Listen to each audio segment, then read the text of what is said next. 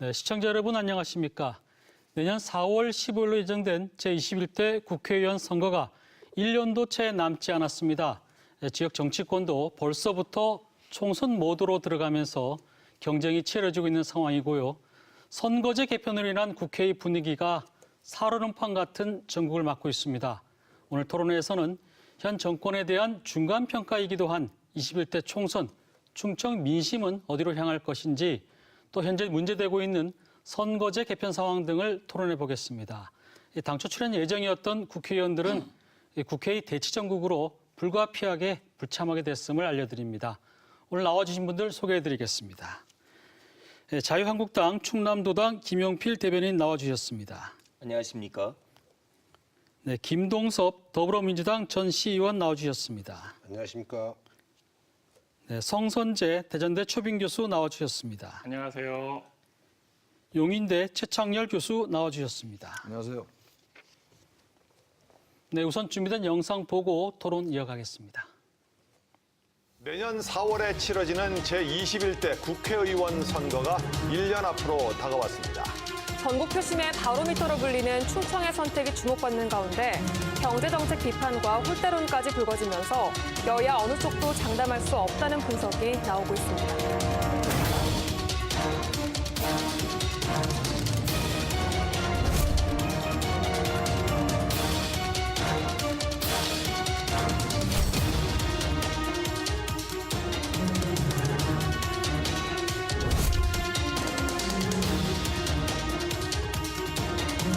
여당에 대한 지지냐 아니면 견제냐에 따라 여야의 성적표가 달라질 전망입니다.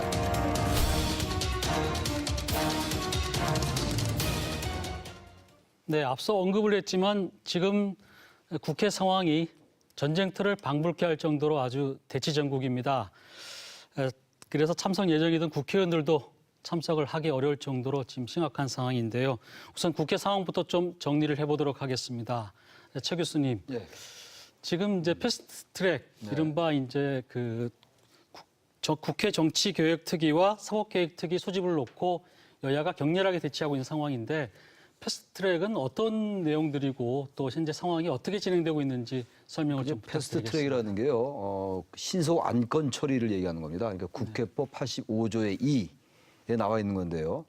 쟁점적인 사항이 계속 이제 여야 간에 지지부진하게 논의가 진전되지 않을 때 일정한 기간을 남겨두고 그 기간 동안 이제 그 수기 기간을 거친 다음에 그 기간 동안에도 안 되면 자연적으로 본회의에 상정되게 만드는 이게 빠른 트랙이다 그래서 패스트 트랙인데 그게 330일이거든요. 상임위 180일, 그다음에 법사위가 90일, 그리고 본회의가 60일. 그래서 합쳐서 330일이에요. 근데 330일을 다 채워야 되는 건 아니고요. 그 기간 내에 얼마든지 다시 기간은 단축할 수가 있고 또 패스트트랙으로 지정된다 하더라도 나중에 여야가 얼마든지 협상할 수가 있는 겁니다. 그러니까 지금 현재 국회법 85조의 2에 있는 신속처리 안건 지정을 둘러싸고 여야가 지금 특히 이제 한국당과 한국당을 지원 여야 사당이 지금 이렇게 첨예하게 충돌하고 있는 거거든요. 그게 아까 말씀하신 것처럼 일단 선거제 개혁, 선거법 개정이죠. 공직선거법 개정입니다. 그러니까 뭐 다들 아시다시피 연동형 비례대표제 도입 문제고요. 또 하나 고위공직자 비리수사처, 이른바 공수처 설치 법안, 그게 하나 있고 또 하나 검경수사권 조정이 있습니다. 그러니까 검경수사권 조정은 검찰청법을 개정하는 것하고 형사소송법을 개정하는 게 있는데 다른 나머지는 다 이제 발의가 되어 있는 상태입니다. 지금 문제가 되는 게 형사소송법이 아직 그 발의가 안 됐어요. 그래서 팩스로 넣고 뭐 이 난리가 나는데 의원가에 그래서 지금 아직은 접수가 안 됐기 때문에 열 수도 없는 거죠. 그러니까 지금 그 소관 상임위는 특별위원회죠. 말하자면 정치개혁특별위원회, 사법개혁특별위원회, 그래서 정개특위, 사개특위 이렇게 얘기하는 건데 이 두 특위가 이제 열리지 않게 하려고 한국당이 이제 물리적으로 방어하면서 막으면서 여러 가지 충돌이 일어나는 그런 상황입니다. 일단. 네, 김 의원님. 지금 한국당에서 6탄 공세를 통해서 지금 뭐 막고 있는데 왜 이렇게 지금 막으려고 하는 거예요? 저는 당연히 막을 수밖에 없다. 그런 생각이 듭니다. 왜 그러냐면은 지금 여당과 야 3당 해서 4대 1로 자유한국당하고의 대화를 포기하고 그리고 무조건 밀어붙이는 형국 앞에서 약자가 최소한의 몸부림 칠 수 있는 것은 일부에서는 우리 그 최찬일 교수님께서 이제 6탄으로 이렇게 표현을 하셨습니다만 저는 6탄 그 이상 7탄, 8탄까지도 할 수밖에 없는 상황이다라는 것을 분명하게 말씀을 드립니다. 왜 그러냐면은 선거법이라고 하는 이 자체가 단 한 번도 여야 간의 합의가 없이 통과된 적이 없습니다. 그런데 패스트트랙이라고 하지만 날짜가 330일인데 중요한 것은 결국에는 수적인 우위에 의해서 결국에는 야당이 협조하지 않으면은 여당과 야3당이 연합해서 통과시키겠다고 하는 그 의도가 다분하게 밑바닥에 깔려 있는 상황이거든요. 그래서 국회라고 하는 것은 민의의 수렴이고 그리고 대화와 타협을 통해서 나가야 되는 것인데 지금 정개특위에서 심상정 위원장이 진행하는 그런 모습을 보면은 지금 국민들이 생각할 때는 과연 이 부분을 통해서 어느 당이 유리한가? 그리고 보면은 전부 다 보면은 문재인 대통령을 추종하고 또 문재인 대통령을 따르는 그런 정당으로 중심으로 해서 앞으로 되어져 갈 것이기 때문에 그 여러 가지 그 방어적인 차원에서도 보면 외치는 구호가 헌법 수호입니다. 헌법 수호. 3분의 2 이상이 결국에는 문재인 그 정부를 따르는 사람이 구성이 되고 하면은 헌법까지도 개정하게 되고 그리고 자유 대한민국의 가치와 그 근본이 훼손될 수도 있다고 하는 절대절명의 절벽 위에 백척간두에 서 있는 아주 외로운 그 나라를 구하기 위한 그 싸움을 전개하고 있다. 그렇게 말씀을 드리고 싶습니다. 근데 그렇다고 하더라도 지금 이제 국회 선진화법이 있고 여러 가지 이런 부분들이 있는데 그런 걸 사실상 무력화시키면서까지 이 강하게 나오는 데 대해서 사실은 비판하는 국민들도 적지 않습니다. 그런 부분에 대해서는 좀 어떻게 보십니까? 이번 네, 우리 김용필 대변인께서 말씀하셨던 절체절명 말씀하시고 여러 가지 어려운 점 말씀하셨는데 사실은 이 국회 선진화법은 좀 전에 말씀하셨던 여야가 합의해서 만들었던 법입니다. 그 당시에 주객이 전도됐었잖아요. 여야가 바뀐 상태에서 만들었던 것이고 그다음에 지금 야당하고의 합의가 없다고 하셨는데 자유한국당만 야당이 아닙니다. 민주평화당, 바른미래당, 정의당도 야당입니다. 다만 그중에 자유한국당만 반대하고 극렬하게 저항하는 것이고 오늘은 보니까 나정원 대표가 빠루까지 가서 나빠루인데 빠루까지 갖고 와가지고 어떻게 하겠다는 건지. 나정원이 아니고요. 예. 나경원. 나경원, 나빠루라고 하시면 어떻게 소화기는 안 갖고 왔습니까? 그러니까 중요한 건 뭐냐면 국회법 165조에 회의 방해 금지라는 게 있어요, 조항이. 그다음에 166조에 회의 방해죄가 있습니다. 즉 국회 선진화법을 나타낼 수 있는 그 조항들이 있음에도 불구하고 좀 거대 야당인 자유한국당 대표가 그렇게 앞장서서 국회법을 무력화시키고 국민들이 원하고 있는 패스트트랙, 공수처, 검경 수사권 독립, 그다음에 준연동형 비례대표를 골자로 한 선거제도 개편을 위한 법안을 빨리 통과시켜야죠. 그런 다음에 또 민생을 가지고 또 해야겠죠. 지금 당장 그런 것들이 작동이 안 되기 때문에 여기에 지금 발목 잡혀가지고 아무 일도 못하고 있지 않습니까? 네, 성 교수님. 네, 지금 김동섭 의원님께서 좋은 말씀해 주셨는데 국회 선진화법 여야 합의로 통과됐다고 말씀하셨잖아요. 국회 선진화법보다 똑같이 더 어떻게 보면 중요한 바로 선거법입니다. 이 선거법은 왜 여야 합의로 하지 않으려고 하는 겁니까? 그렇잖아요. 국회 선진화법도 여야 합의로 통과시켰는데 그거와 더욱더 중요한 가치를 가지고 있는 게임의 룰인 이 선거법을 여야 합의가 아니고 지금 말씀하신 것처럼 야당의 동의를 얻어서 같이 하신다 하는데 그 야당의 제1야당, 제일 큰 숫자적으로 카운터파트인 야당을 빼놓고 숫자적으로 2개, 3개 있다고 거기는 동의 얻었으니까 여기는 그렇게 대수롭지 않다는 듯이 보이게 이렇게 말씀하시는 거는 약간 동의하기가 어렵고요. 그리고 현재 거론되고 있는 이런 이슈가 되어 있는 법들이 국민들이 원하니까 지금 빨리 통과시켜야 된다. 국민들이 원한다고 하는 것이 다 검증된 게 아니에요. 그렇죠? 그거 많은 분들도 반대하고 있습니다. 그러니까 논의가 돼야 되는 거죠. 그렇게 하기 위해서는 이 절차에 따른 걸 절차에 따라서 해야 되는 것이 중요한 것뿐만 아니라 절차보다도 더 중요한 것이 국회에서는 관례도 있었고 지금까지 많은 것이 있었습니다. 그 옛날에 공화당 시절에 1970년대에도 선거하고 할 때 선거법은 여야 합의로 하고 했습니다. 그게 잘못되었다라고 판단이 되면 나중에 국민들이 선거로 심판을 합니다. 네, 바로 그 그렇기 때문에 좋습니다. 그래서 네. 지금까지 좀 전에 말씀하셨어요. 이명박근혜 정부 약 9년 동안 그렇게 해왔어요. 그다음에 그 전에 아니, 어떤 게? 그 선거법이요? 전에 좀 전에 선거법 말씀하신 얘기하신 것처럼. 공화당 정부, 네. 예? 그다음에 네. 군사 독재 시절 네. 그렇게 해왔어요. 그렇게 해서 그 당시에 모든 것들이 우리나라가 지금 이렇게 비기형적으로 이게 문제가 되고 있는 것뿐입니다. 그래서 이런 것들을 제대로 좀 바로 잡으려면은 여기 국회에서의 그런 논의 과정들이 잘 이루어져야 되고 논의한 것들이 제대로 진행이 돼야 되는데 그 진행 자체를 지금 거부하고 있잖아요. 아니 그게 여야 합의에 의해서 하실 수 있잖아. 그거를 지금 하시지 않으시니까 그런 거죠. 네, 우리 최 송 교수님 말씀이 일리가 있는데요. 선거제는 게임의 룰이기 때문에 반드시 합의라는 게 맞죠. 근데 지금 지난해 12월 15일 날 그때 이제 손학규 대표하고 이정미 대표가 단식을 했어요. 정의당 이정미 대표와 바른미래당의 손학규 대표가 열흘 단식하고 난 다음에 여야 5당이 합의한 게 있어요. 연동형 비례대표제 도입을 위한 방안을 검토하기로 합의한다. 이렇게 합의를 했어요. 그리고 나서 1월달 지났습니다만 내년 1월 그 당시 기준으로 볼 때 내년 1월까지 선거제에 합의하자라고 얘기를 했단 말이죠. 그렇죠. 그 다음에 이제 여러 가지 안을 내놨어요. 한국당에서. 그런데 어쨌든 선거제라는 거는 이제 내년이 선거니까 적어도 내년 2월까지는 어느 정도 확정이 돼야 되려면 올해 적어도 4월엔 돼야 되는 거거든요. 그전 또 선거구제도 획정을 해야 되니까 선거구를.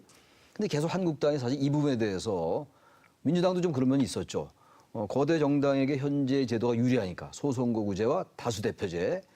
그러다 보니까 민주당도 대단히 소극적이었고 그리고 한국당은 거의 이제 합의는 이렇게 했으나 안을 거의 내놓지 않았죠. 그러다가 이제 막 시간이 쫓기면서 안을 왜 안 내놓냐고 했더니 나온 얘기가 의원 정수를 줄이고 비례대표제를 폐지하자.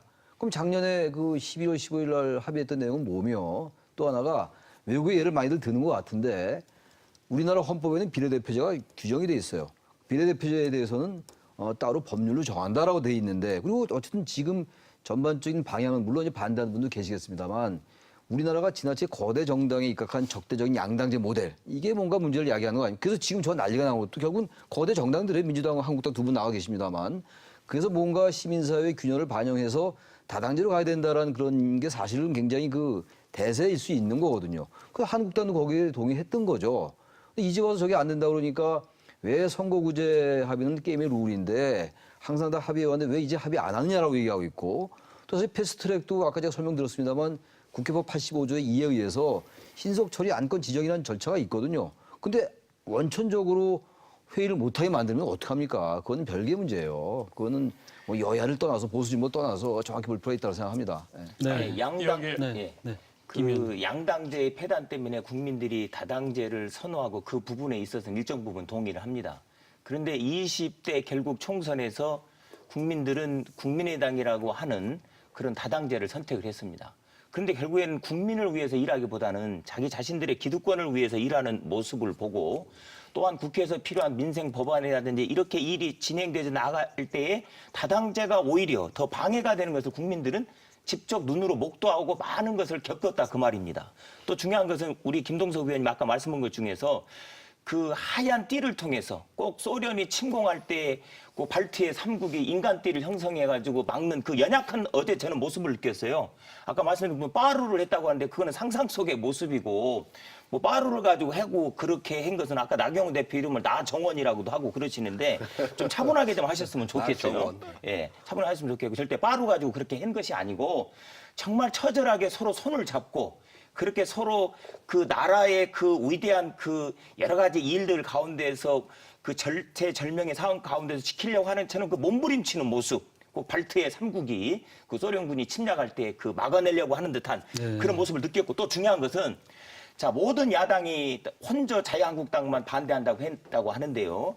중요한 것은 바른미래당도 지금 역시 내분에 휩싸였다 그 말씀입니다. 바른미래당도 야당이지 않습니까? 그래서 지금 상황 속에서 선거제가 국민들의 모든 의견을 하나로 수립할 수 있고 국가 발전과 경제 발전, 정치 발전을 위해서 꼭 필요하기 때문에 한다는 것보다도 민주평화당이나 정의당이나 이러한 연동형 비례대표제를 실시해야만이 정치적인 힘을 키울 수 있기 때문에 하는 것이지 이걸 해야만이 국가 발전이 더 된다. 당의 이익과 자기 자신의 기득권을 지키기 위해서 한다라고 판단하는 국민들도 많이 있다라고 하는 사실이에요. 아니 그 잘못된 생각이죠. 왜냐하면 연동형 비례대표제를 도입한 취지가 있어요. 예? 승자 독식의 그런 정치 논리를, 힘의 논리를 지향하기 위해서 연동형 비례대표제를 도입한 겁니다. 사표 방지와 그래서 진짜 표의 투입가성, 가치성을 높이기 위해서 또 한 가지, 연동형 비례대표가 제 이 말씀을 하나 드릴게요. 제 말씀 드리고 하십시다. 그 연동형 비례대표제하고 그다음에 권역별 비례대표, 그다음에 서표율제가 있습니다. 지금 우리가 지금 도입한 거는 복합적으로 다 도입을 한 거예요. 왜? 지금 좀 전에 김 의원께서 말씀하셨던 그렇게 잘못된 거, 뭐 문제가 있는 거 그런 것들이 하도 의견이 나오다 보니까 그거를 조금씩 가미를 했어요. 그러다 보니까 애초에 기본에 있는 그 틀을 좀 많이 훼손했습니다. 앞으로 패스트트랙 이후에 가면서도 충분히 논의가 되고 또 가감할 수 있어요. 개정할 수가 있습니다. 그렇기 때문에 지금 속단하기 너무 어렵고 또 한 가지 다당제. 지금 우리나라 다당제입니다. 다당제는 저도 개인적으로 생각할 때 대통령제 하에서는 다당제가 사실은 지금 다당제보다도 예, 연동형에 관한 중요한 거는 제가 아까 말씀하셨기 때문에 그래서 잠깐 그래서 너무 다당제로 넘어가지 그 마시고 문제는 그러니까 개헌을 해야 될 문제이기 때문에 예. 그런 말씀을 하지 마시라는 얘기예요. 그러니까 아니 제가 개헌이 순서로- 아니고 다당제는 개헌이 아니죠. 네, 제가 지금 현재 잠깐- 국민이 선택하면은 자연적으로 당이 있으면 아니, 다당제가 되는 그러니까 거예요. 그 말씀은 이제 중요한 거는 예, 제가- 다당제나 양당제는 제가 순서인데. 말씀드리잖아요. 다당제는 원래는 내각 책임제에서 필요한 것들이 다당제가 잘 맞아요. 그다음에 중앙 집중적인 그 대통령제하에서는 양당제가 매우 잘 어울립니다. 그래서 만약에 그걸 바꾸려면은 개헌해야 한다는 말씀을 애들로 말씀드린 것이지 제가 지금 뭐 그걸 개헌한다, 개헌의 항목이다는 말씀드린 건 아닙니다. 예, 제가 좀 개입하겠습니다. 지금 뭐 주제가 조금 벗어난 내용이라서 제가 그 부분은 좀 궁금한 좀 부분은 이렇게 제가 지금 설명을- 예, 예. 패스트 트랙을 해도 지금 사실 1년 정도의 기간이 남아 있고 또 그게 국회를 통과를 하려면은 한 3분의 2 정도 찬성을 얻어야 되는데 이게 무기명 투표라고 하더라고요. 그럴 경우에는 내부에서 또 반란표도 있을 수 있고 또 패스트 트랙의 그 선거제도 개편에 따라서 또 지역구가 감소되는 그 의원들 같은 경우는 또 반발할 수도 있거든요. 여당 의원이라 할지라도 그렇다면은 사실은 앞으로 기간이 많이 남아 있는데도 불구하고 지금 단계에서 이거를 막아야 되느냐 하고 의문을 던지는 시민들이 있습니다. 그 부분에 대해서 어떻게 보십니까? 예, 말씀드리겠습니다. 특히 한 가지 더 좀 네. 여쭤볼게요. 법률 전문가시다 보니까 네. 지금 사보임을 지금 네. 그 바른미래당에서 했는데 네. 이게 법률적으로는 어떻게 됩니까? 지금 헌법 뭐 판결하고 또 서로 또 엇갈린다는 얘기도 있고 그렇던데. 네, 알겠습니다. 제일 먼저 요 말씀드리기 전에 먼저 앞에 말씀하신 거에 약간의 듣기에 따라서 오해가 될 수 있는 부분이 있어서 먼저 말씀을 드리고 하겠습니다. 연동형 비례대표제를 작년 최창렬 교수님께서 설명을 해주시면서 작년 12월에 손학규 대표와 이정미 대표가 단식을 하실 때 여야 나경원 원내대표를 포함해서 합의한 내용은 정확하게 말씀하셨습니다. 뭐냐면 연동형 비례대표 도입을 위해서 검토하겠다는 데 합의한 거죠. 연동형 비례대표 자체에 대해서 합의한 게 아니고 그것을 도입하는 것을 검토하는 것을 합의한 겁니다. 그 제도 자체에 하겠다고 합의한 게 아니기 때문에 그래서 좀 전에 우리 김동섭 시의원님께서 그걸 당연히 이걸 도입을 하는 것으로 전제해서 말씀하시는 거는 그건 약간은 배가 있다. 분명히 말씀드리지만 자유한국당에서는 그게 말씀드린 거는 도입을 검토하는 것을 합의했다. 이것이기 때문에 그에 대한 지금 논란이 있지 않습니까? 거기서는? 도입을 위한 방안을 검토하겠다 그렇죠. 이렇게 방안을 있어요. 검토하겠다는 근데 그게 사실상 합의한 아니죠. 거죠. 아니, 그게 아니, 말장난이죠. 아니 그 말은 굉장히 다른 네, 거죠. 그거는 그거 하고요. 네, 지금 그 말씀해 주신 것처럼 두 번째로 우리 국회 과정에서 이 패스트트랙 되면서 물론 이제 여러 가지 변화가 있을 것입니다. 이렇게 하는데 서로 믿지 못하기 때문에 지금 그렇게 되는 거죠. 서로 신뢰하지 못하기 때문에 그 신뢰하지 못하는 것 중에 하나가 지금 사회자께서 말씀하신 그 바로 사보임 문제, 이 특위위원회 사보임 문제가 있는데 헌법재판소가 전에 헌법 불합치 결정을 내렸다고 했어요. 제가 이제 헌법재판소에서 저도 이제 그런 일을 해봤습니다만은 그거는 그때까지의 법하고 그 이후에 법을 개정해서 달라졌습니다. 임시 회기 중에는 위원회 사보임을 못하도록 하고 있습니다. 예외적으로 위원이 사보임을 하는데 질병이나 기타 부득이한 사유에 할 수 있는데 주어가 위원이 그렇게 사보임을 하는 것으로 돼 있습니다. 원내대표가 하는 것이 아니고 위원회 동의를 받아서 하는 것으로 돼 있습니다. 좀 해석을 다르게 하시는 분이 있는데 국회법의 해설 책자에 국회에서 나오는 해설법 책자에 그렇게 나와 있습니다. 의원 개개인의 독립성을 보장하기 위해서 그게 처음에 만들어진 것은 그 당시에 이제 한나라당 때 김홍신 의원님 그분의 그분이 이제 당론과 배치되는 그런 주장을 하셔가지고 그분을 빼고 놓고 이렇게 사느라고 벌어진 문제예요. 그래서 그다음부터는 할 때 법에다 명문화를 했습니다.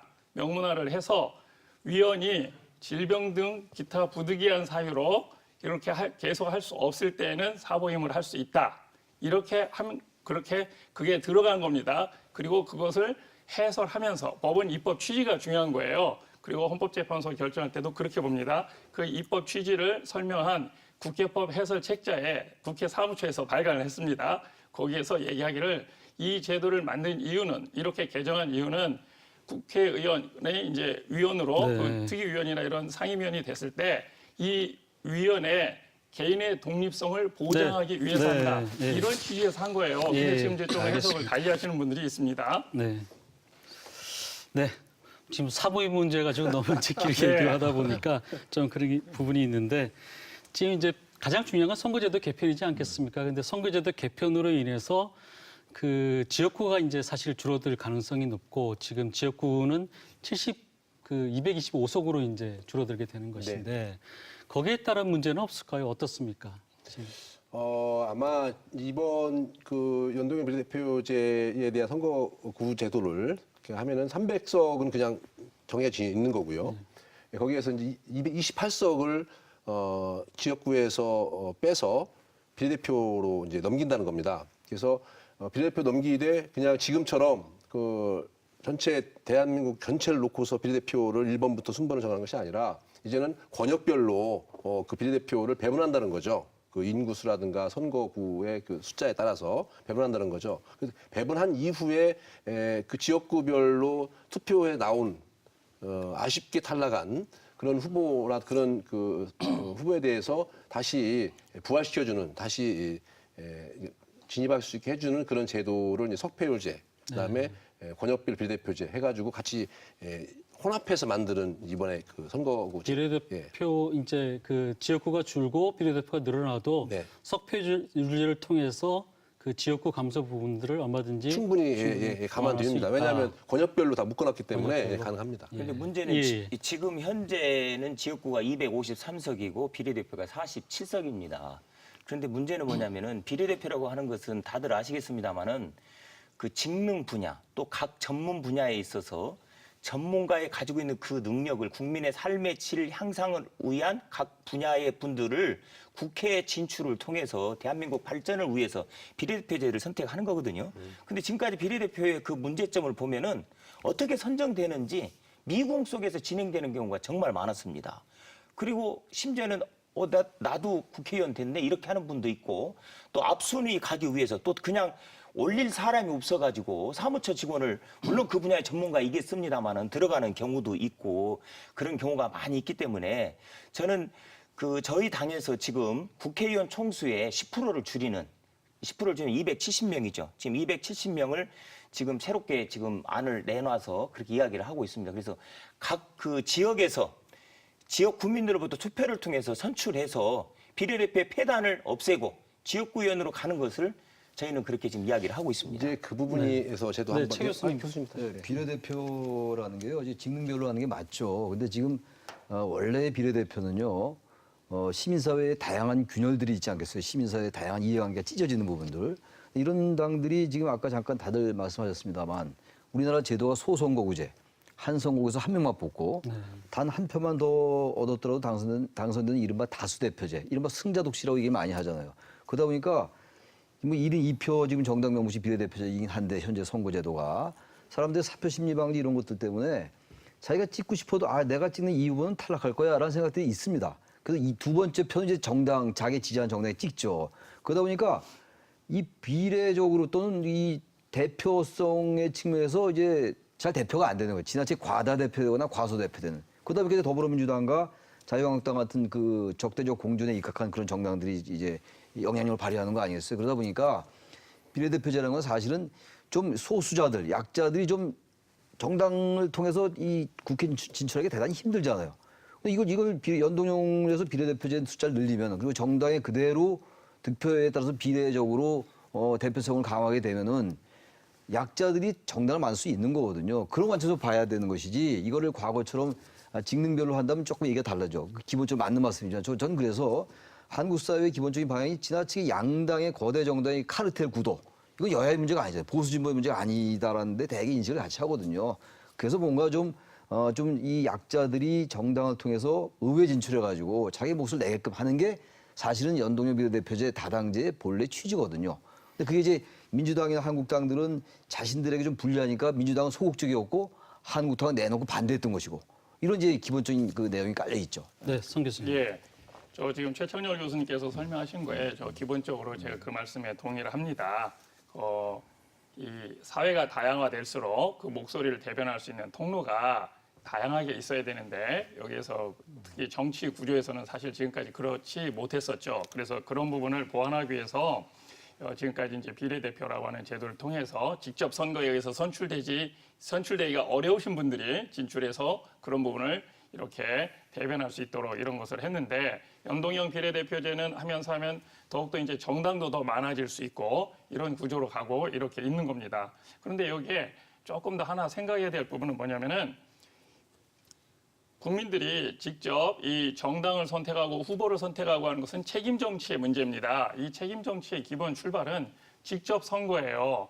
직접 선거하지 않으면 지금 모습은 좋게 비춰지고 현재 그런 말씀들을 하셨지만 현재의 비례대표도 조금 전에 김영필 자유한국당 대변인께서도 말씀하셨지만 실질적으로는 각 정당의 대표 내지는 대통령이 거의 대부분 다 결정합니다. 자기가 몇 번을 받는지 국회의원이 되는지 그 전날까지 모르는 경우가 허다합니다. 유권자로부터 심판받고 준비해서 뛰는 게 아니에요. 근데 연동형 비례대표제가 되고 해서 이렇게 해서 하면 석패율제나 여러 가지 사실은 제가 헌법을 공부하고 이런 걸 한 사람임에도 불구하고 현재의 그 민주당과 그 야 3당이 같이 낸 이 선거법 제도에 의해서도 의석수가 꼭 300석으로 고정된다는 게 아닙니다. 늘어날 수도 있고 여러 가지 변수가 생길 수 있다는 거예요. 그것도 내용을 법조인들도 이해하기가 어렵다. 이렇게 할 정도가 되면 그러면 이것이 직접 선거의 원칙에 반하지 않느냐. 누가 이것을 과연 결정하는 것이냐. 이렇게 했을 때 국민들이 결정해야 되는 것. 국민의 주권을 위임받은 것이 대통령과 국회의원입니다. 그런데 국민의 주권을 위임하는 가장 기본은 투표입니다. 예, 그런 부분에 있어서 조금 의견이 다를 수 있다. 예, 이렇게 알겠습니다. 생각합니다. 지금 우리 충청 정가 같은 경우도 사실 지역구가 감소가 되면은 좀 영향을 받을 것 같은데 어떻습니까, 김 의원님? 지금까지 뭐 확정된 것은 이제 없는 거고요. 이게 이제 어떻게 결정 날지는 사실 아무도 모르는 거죠. 그렇죠. 그러니까 뭐 인간 사랑의 그 쇠사슬 띠를 형성을 해서 헌법을 수호하고 국가의 근본 가치를 이제 지키기 위해서 이제 몸부림을 쳐 나가고 저희 당에서는 지금 그러고 있습니다. 그러나 중요한 것은 연동형 비례대표제라고 하는 부분이 그 선택하고 있는 나라가 독일과 뉴질랜드고요. 거기는 대통령제 국가는 아니고요. 대통령제 국가에서는 볼리비아가 선택을 하고 있습니다만은 그것은 양당제를 선택하고 있는 것을 보았습니다. 이제 그러한 그 상황 가운데서 과연 그 연동형 비례대표제를 그 하고 실시할 때 결국에는 지역구 225석에 이제 75석의 이제 비례대표를 결국에는 이제 논의를 거쳐서 이제 결정을 이제 앞으로 어떻게 될는지는 이제 두고 봐야 이제 되겠습니다만은 중요한 것은 우리 충청남도 같은 경우 예를 들면은 사실 전국의 그 4등을 가지고 있는 농업도입니다. 그런데 지금 현재도 그 3개 군이 1개의 지역구로 되어 있는 지역이 있습니다. 그 서울 같은 경우를 비교하면은 강동구에 보면 국회의원이 2분인데 그 지역보다도 한 4배, 5배 큰 지역에서 결국에는 국회의원이 이제 더 이제 줄어들 수도 있는 상황이 이제 될 수밖에 없는 지금 상황이거든요. 그러면 과연 국회의원이라고 하는 자체는 지금은 그 사람에 있어서 입장을 대변도 하지만은 지금은 환경과 미세먼지라든지 많은 것들을 그 지역에서 처리할 수 있는 들이 많이 있음에도 불구하고 과연 지역구를 갖다가 225석으로 감소했을 때 어떻게 과연 국가의 발전과 미래를 위해서 좋은 것을 입법 활동을 하고 발전적인 것을 헤쳐나갈 수 있겠는지 의문점을 가질 수밖에 없다라고 하는 상대적으로 사실입니다. 인구가 좀 적은 농업 지역이라든지 시군 같은 경우에는 피해를 볼 수 있다. 당연히 피해가 대의성이 되죠. 약해질 수 네, 있다. 그럴 수 있어요. 그래서 부분인데. 선거법 개정 때 들어오셔서 논의합시다. 논의하시자고요. 논의를 그러니까 그런 말씀들을 충분히 개진하잔 말입니다. 지금 패스트트랙 그 출발하면서 앞으로 얼마든지 내년 초까지 충분히 논의를 하고 국민들의 의견과 전문가들의 식견과 세계적인 추세를 다 반영시켜서 우리 선거법을 잘 만들어서 내년도에 시행되는 21대 국회의원 선거는 한번 제대로 치러보자고요. 저는 그 말씀 드리고 싶고 또 한 가지는 연동형 비례대표제를 논의를 하고 있는데 시행하는 지금 현재 국가가 독일하고 네덜란드라 일단 말씀하셨나요? 그거는 조금 근데, 이따가 저희가 독일은 분권형 대통령제예요. 서로 대통령과 총리가 역할 분담을 해서 하고 있습니다. 그렇기 때문에 그거에 대한 우리 지금 논의로 하고 중요한 거는 그런 거에 대한 거는 들어오셔서 충분히 말씀하신 애처롭지 않습니까? 농촌들 이렇게 그러니까 그 요 얘기는 들어와서 왜냐하면 김동수 말씀하시니까. 의원이 말씀하는 것 가운데에서 지금 현재 진행되고 있는 것이 바른미래당 일부 의원들도 이 부분에 있어서 결사적으로 반대를 현재 하고 있습니다. 그리고 어떠한 국정의 사항이 발생이 되어졌을 때, 이 일이 전개가 되어질 때에 견제와 국회의원이라고 하는 것은 저도 도의원을 8년 했습니다마는 견제, 그다음에 균형, 그리고 비판, 거기에 대한 대안을 제시하는 것이 저는 의원의 역할이라고 봅니다. 그런데 문재인 정부가 국민들이 생각할 때도 이건 분명히 문제가 있다라고 생각을 하더라도 그냥 눈을 감는 경우가 많이 있는 거예요.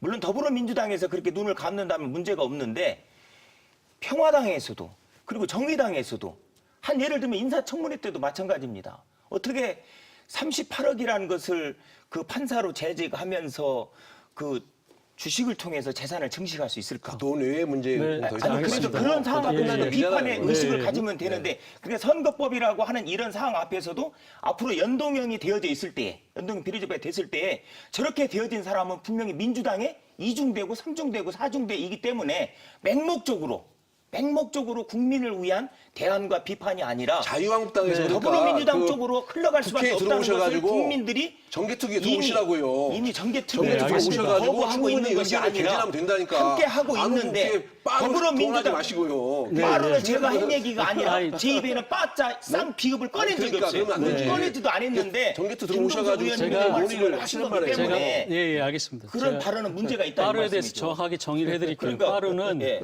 그 국회 문을 열기 위해서 국회 경비들이 그렇죠. 쓴 그거를 거고 한국당에 나경원 결부시키면 안 되는 의원이 거예요. 그걸 빼앗아서 나경원 의원이 그한 거니까 들으셨어요? 거기서 정리를 하시고요. 예. 최 교수님, 예.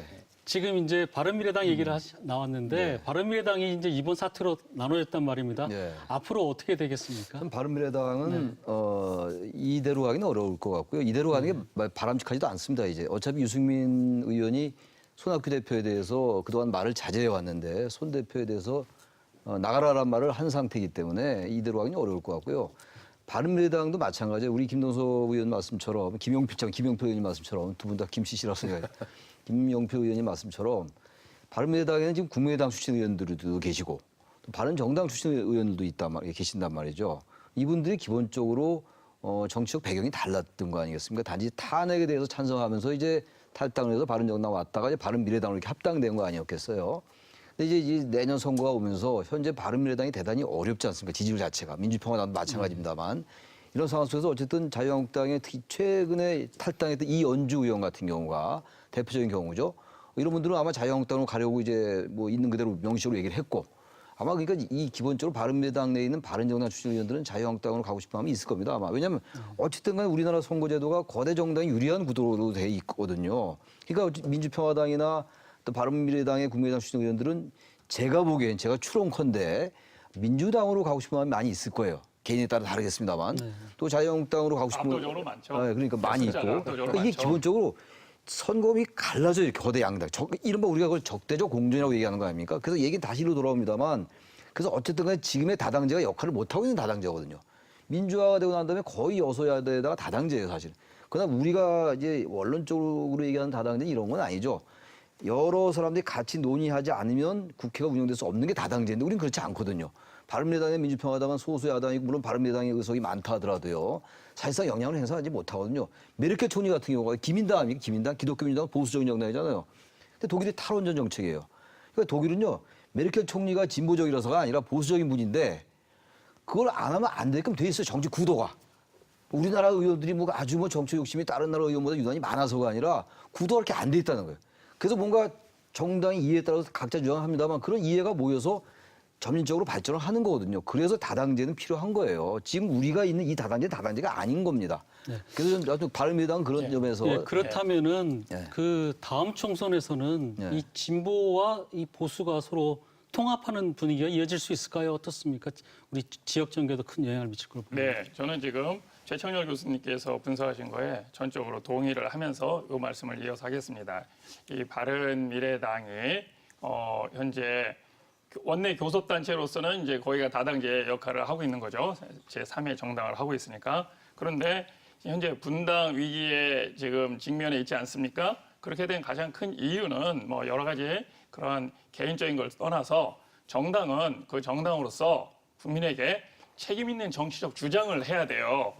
그게 한 목소리로. 그래야 국민들이 그걸 선택할 수도 있고 그거에 대해서 비판을 할 수도 있습니다. 그런데 현재 바른미래당은 좀 전에 말씀하신 것처럼 현재 뭐 그 세력 분포로 보면은 세 가지 주장이 있습니다. 이제 호남계로에서 하시는 그런 평화당 계열 이렇게 있고 안철수 전 대표 이 계열로 이렇게 되어 있는 게 있고 유승민 대표 계열로 이렇게 해서 있는 걸로 해서 입장이 다 달라요. 숫자도 또 각자 이렇게 뭐 여러 가지 상황에 따라서 다르고 이렇게 돼 있으면 바른미래당의 현재 입장이 뭐냐? 과연 정당 역할을 하고 있느냐? 제3의 당의 역할을 하고 있느냐? 그대로 잘 못하고 있습니다. 저는 이게 선거를 통해서 국민들로부터 심판을 받으리라고 봅니다. 그러면 그분들이 그 이전에 내가 이걸로 해서는 명확한 정치적 주장을 국민들에게 설득할 수 있는 것을 내놓기가 어렵다고 생각을 하면 일부는 뭐 대다수는 이제 민주당으로 가실 것 같고요. 또 일부는 한 3분의 1 정도는 한국당으로 오실 거로 이런 뭐 추론입니다만 이제 현재 의석 분포 그분들이 처음에 당선됐던 그런 구조를 봤을 때는 그렇게 되지 않을까 이렇게 보는데 저는 국민들이 결국은 그런 부분에 있어서 원치 않지만 이러한 적대적 공생관계에 의한 거대 정당 이런 구조가 다당제가 되기 위해서는 그렇게 하기 위해서는 다른 당으로 하는 것이 저는 정의당 같은 경우는 굉장히 좋다고 생각합니다. 선명한 자기 주장을 해서 그런 것이 국민들로부터 선택을 받으면 같이 공존할 수 있는 거예요. 최종 책임은 누가 하는 거냐? 제도가 만들어주는 게 아니고요.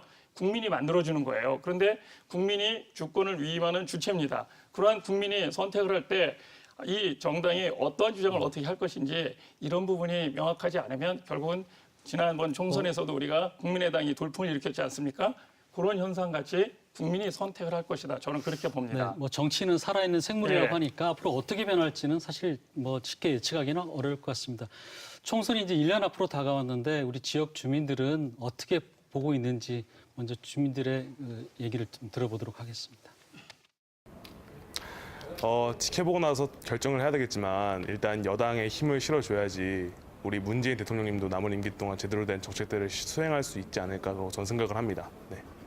최저임금 같은 것이 너무 많이 오르다 보니까 인건비도 많이 오르고 해서 소상공인들이 영업하기가 굉장히 힘들어요. 우리 쪽에서 볼 때, 이쪽에서 볼 때는 거의 보수 쪽으로 많이 움직이고 있을 거다 이렇게 생각합니다. 그 작년 그 지방 선거에서 그때 분위기가 막 휩쓸려가지고 너무 한쪽으로만 좀 치우치는 결과가 나왔는데 요즘 정치인들은 좀 초심을 잃은 건지 요즘 좀 바람직하지 않는 그 정치를 하는 것 같다 이런 얘기가 좀 많이 들리고 저 또한 내년 총선 때는 여러모로 이제 여러 각도로 한번 생각을 한번 해봐야 될 것 같습니다. 지금 어지럽다면 어지러운 상황인데 1년이나 남은 선거에 벌써부터 집중하려고 하는 듯한 정치인들이 조금 한심해 보이기도 해요. 총선을 앞두고 벌써부터 국회의원들이 자신의 치적이라고 플래카드를 좀 많이 걸기 시작했습니다. 문제는 그 치적이라는 것이 국회의원 개인의 성과가 아니라 지역 주민 그리고 자치단체가 함께 만든 것도 있고 그리고 그 이상을 너무 과하게 포장하는 경우가 없지 않아 많습니다. 이런 부분에 대해서 유권자들은 좀 찬찬히 잘 지켜봐야 될 것 같습니다. 네, 올 1분기의 경제 성장이 10년 만에 마이너스라고 할 정도로 지금 경제가 어렵다 보니까 내년 총선에 여당의 그 기대감도 조금 많이 낮춰질 것 같은 생각도 들기도 합니다. 김 의원님, 내년 총선 어떻게 바라보고 계십니까? 내년 총선이 우리 충청권에서 큰 화두는 아마 두 가지일 듯 싶습니다. 첫째는 이제 경제가 살아야 국민들 마음이 자본주의 시장에서 마음이 훈훈해지고 따뜻해질 수가 있는데요. 지금 경제 이 자체가 한국은행에서 1분기 경제 성장률 발표한 그것을 보면은 IMF 이후에 최저다라고 이렇게 발표를 지금 하였습니다. 근데 경제가 갑자기 살아나는 것이 아니고 경제가 이렇게 침체된 이유는 소득 주도의 근로자 중심의 임금 향상이기 때문에 또 2017년도에서 2018년도로 약 한 16.4% 이렇게 최저임금이 급격하게 상승하면서 나타나는 그 현상, 그리고 자영업자의 그 폐업률이 높아지는 이런 현상 앞에서 저는 이런 부분이 지난 4월 3일 날 보궐선거를 통해 나타났다는 생각이 듭니다. 노회찬 전 의원께서 돌아가신 뒤에 치러진 그 보궐선거 같은 경우도 압도적으로 이길 줄 알았습니다. 504표 차이로 해서 어떻게 보면 이겼다고 하기에 좀 창피할 정도로 그런 모습이거든요. 그리고 경남 고성 통영 같은 경우도 4.3 보궐선거 때 이겼는데 6.13 2년 전 지방선거 때는 압도적으로 그 민주당에서 이겼던 그런 지역입니다. 바로 그거는 우리 충청권에서도 그런 상황이 지금 벌어지고 있다. 이런 말씀을 드리고 싶고요. 두 번째 같은 경우는 결국에는 이제 저희가 6.13 지방선거 때 사실 그 충청권에 보면은 대전 광역시의회, 세종 광역시의회 지역구 의원이 하나도 없습니다. 광역시의원들이. 그리고 비례대표 의원들만 한 분씩 들어가 있는 거예요. 이런 현상을 보면서 그러면 지금에 와서 그럼 왜 그렇게 됐을까 할 때 많은 사람들이 남북 문제에 있어서 평화의 이슈에 국민들이 너무나 갑자기 그냥 멍하고 당하다가 그렇게 됐다. 심지어는 6월 13일 날 싱가포르 회담인데 6월 10일 날 싱가포르 회담을 하고 하다 보니까 그런 문제가 있다라고 얘기를 하는데 지금에 와서는 지금 이제 국민들이 어느 정도 이제 인정을 지금 하고 있지 않습니까? 그래서 심지어는 북한 같은 경우는 문재인 대통령을 향해서 오지랖 넓게 하려면 똑바로 하고 민족의 그 어떤 자존심을 가지고 하라 뭐 이야기를 할 정도로 그리고 금강산이라든지 개성공단을 갖다가 트럼프 대통령한테 문재인 대통령이 제안했는데도 거부됐다는 이야기가 들려올 정도로 그래서 결국에는 경제 문제와 그다음에 남북 문제와 그러나 지금까지는 실적이 너무나 없기 때문에 이제는 우리 그 충청권의 유권자들도 22일에서 24일까지 여론조사가 오늘 발표가 됐습니다. 여기 보면은 대전, 세종, 충남에서 그 한국당 지지율이 40.3%입니다. 그리고 민주당 지지율이 39.5%. 이게 25일 오늘 지금 발표가 난 이 지금 상황이거든요. 그렇기 때문에 저는 이러한 것이 매우 중요하다라는 것을 말씀을 드립니다. 네. 네, 김 의원님. 네, 뭐 김용필 의원님 오늘 아주 따끈따끈한 여론조사를 가져오셨는데 어디서 조사했는지 모르겠지만 어쨌든 중요한 거는 우리가 운동선수들이 체질 개선, 근육을 만들기 위해서는 일단은 운동을 열심히 해서 살을 좀 뺍니다. 살을 좀 빼고 그러면서 필요한 영양소 섭취하고 끊임없이 운동을 해서 근육을 만들어요. 체질 개선한다는 겁니다. 우리나라의 경제가 체질적으로 많이 취약한 건 사실입니다. 그 취약한 경제를 좀 전에 말씀드린 대로 체질 개선을 하는 과정입니다. 소득주 성장, 보편적 복지 다 그런 체질 개선하는 과정 중에 지금 아시다시피 세계적인 그런 외부의 요인이 또 작동을 한 겁니다. 그러다 보니까 운동선수가 체질 개선을 하는 와중에 갑자기 독감이 걸린 거예요. 그러다 보니까 더 힘들어지죠. 지금 그런 상황입니다. 내외적으로 상당히 어려운 상황입니다. 그렇기 때문에 지금 우리 이 순간 잘 서로 협력하고 민생에 대한 법안 빨리빨리 통과시켜서 우리 대한민국의 체질 개선 제대로 해서 향후에 경제적인 그런 모멘텀이 제대로 되게끔 해줘야 되겠고요. 그다음에 죄송합니다. 남북 통일 아들 있죠. 군대 갔다 오죠. 내 자식이 군대 가서는 제발 평화롭게 했으면 좋겠다는 생각을 하고 내 자식이 군대 갔다 온 다음에는 상관없습니까? 그렇지 않습니다. 우리 사회적인 국가적인 얼마나 많은 비용들이 남북 대치 상황에서 우리의 세금들이 얼마나 많이 들어가고 있습니까? 남북이 평화롭게 되고 남북이 서로 경제적인 협력을 하면 우리 대한민국 우리 한반도, 한민족은 충분히 붕할 수가 있고 우리 지금 말씀하셨던 경제적인 여러 가지 어려운 상황도 타개할 수가 있습니다. 우리의 청년들 일자리 창출 많이 할 수가 있습니다. 네. 그렇게 하면서 서서히 체질 개선하면서 우리나라를 좀 더 굳건하게 하고자 하는 것이 문재인 정부의 국정 방향입니다. 그렇기 때문에 좀 지지 좀 해주십시오. 예, 유권자들이 이제 정부의 국정 방향을 잘 이해할 수 있을 것이다 생각하시는 것 같고 최 교수님. 전 내년 총선이 정권 심판론으로 흐를 가능성이 높다고 봐요. 네. 지금 내년 4월 선거니까 집권 3년 차죠. 지금 이제 집권 2년이 채 아직 안 됐어요. 근데 굉장히 오래된 것 같죠.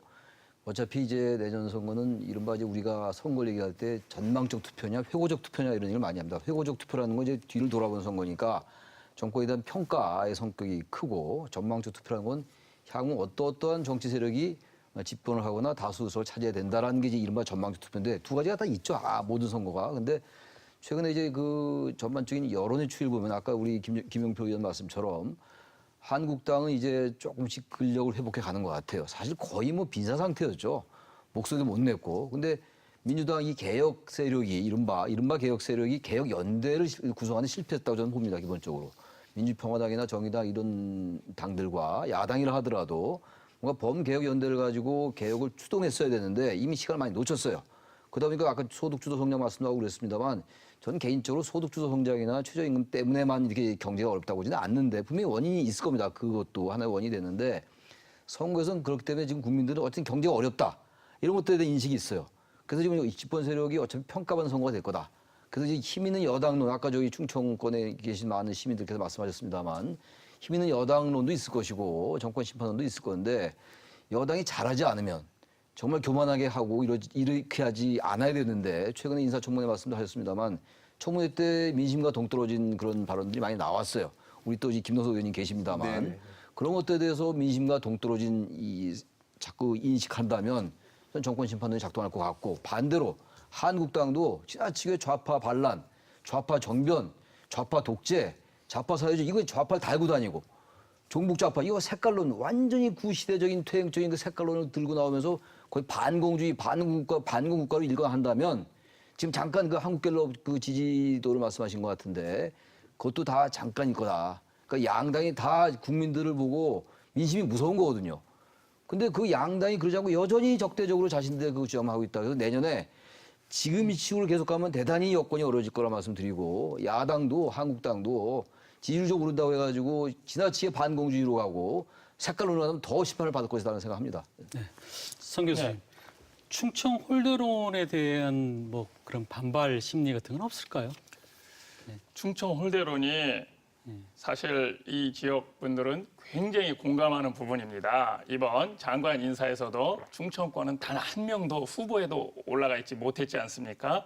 이런 것들이 우리 지역민들에게 저는 큰 이슈가 돼서 네, 선거에서도. 네, 그래서 과거에 우리가 선거에서도 1996년도 당시에 이제 자민련이 태생할 때도 그런 것들이 있었고 여기를 중심으로 한 지역 정당이 그래서 두 번, 세 번에 걸쳐서 나타났었죠. 그래서 다른 전국적인 현상을 분석하는 거하고 조금 충청도는 다른 구조로 갔었는데 이번에는 뭐 그런 지역 정당 이런 것은 움직임이 없는 것 같습니다. 그러나 이 충청민들이 여기에서 생각할 때는 이 경제 좀 전에 여러분들이 다 말씀하신 것처럼 경제의 어떤 참상이라고 할까요? 경제 무능 이거와 함께 충청 홀대론 또 이런 것이 굉장히 큰 이슈로 지금 저는 부각할 것으로 보고 있고요. 실제로 많은 분들이 그런 얘기를 하고 있습니다. 앞으로 투표할 때 그런 부분에 있어서 계속적으로 이 지역 사람 아까 또 우리 장관뿐만이 아니라요. 최근에 많은 그 대법관 또 헌법재판소 재판관 선임 이런 과정에서 거의 대부분 충청 지역 출신의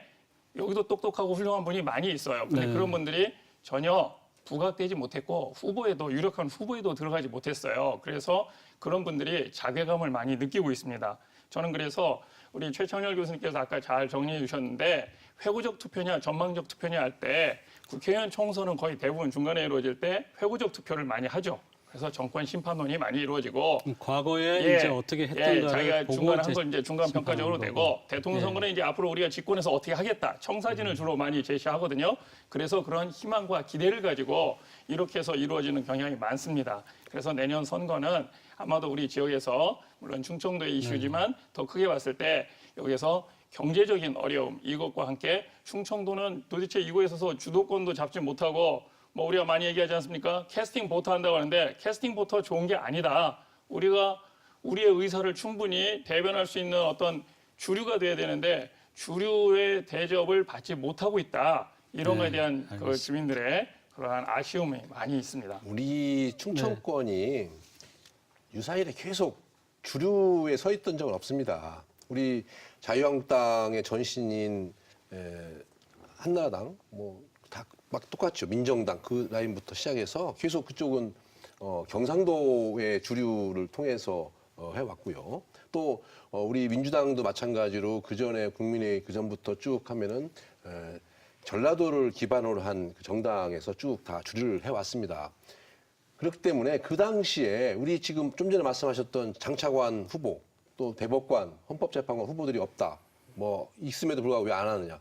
물론 있음에도 불구하고 안 하지는 않겠죠. 있으면 분명히 하겠습니다. 다만 그런데 그분들이 어느 정도의 수준까지 그 직책을 수임할 수 있는 능력이라든가 연륜이라든가 경륜이 쌓여야 되는데 그 관리가 안 된 거잖아요. 우리 충청권에서는 그 관리를 사실 해왔어야 하는데 그걸 좀 못했어요. 그렇게 얘기하니까 그게 바로 뭐냐면 이명박근혜 정부 10년 동안 관리를 못했잖아요. 그렇게 말씀하시면 안 되고 하면서야지. 충청권은 660년까지 대한민국의 주류였어요. 백제의 사비성, 옹산성 하고 할 때 우리가 저 남해에서도 조공을 바치러 여기 공주라고 충청도로 왔었습니다. 그걸 말씀을 드리는 거고 그리고 정확한 제가 통계를 보면 호남 인구가 지금 515만 명입니다.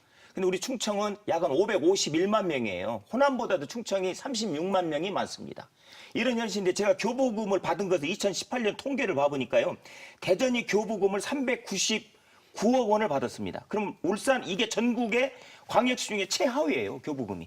울산은 88억 원, 그다음에 광주, 대전과 비슷합니다. 544억 원.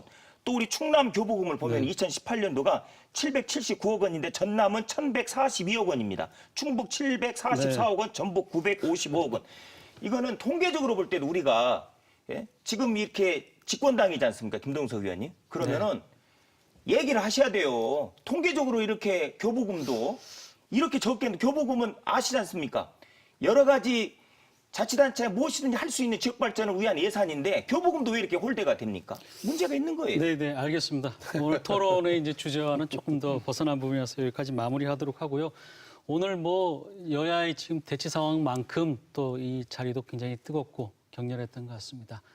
오늘 나와주셔서 고맙습니다. 감사합니다.